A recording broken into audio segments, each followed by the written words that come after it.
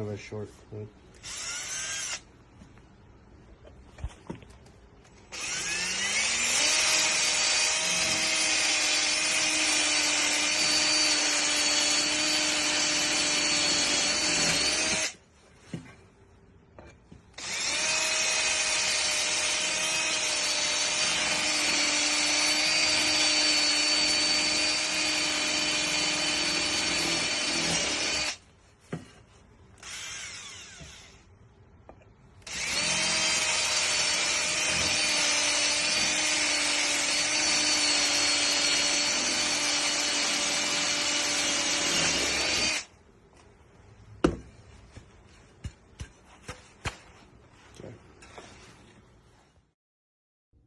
All right, and here we are after the holes are drilled, so you can get a little better look at them.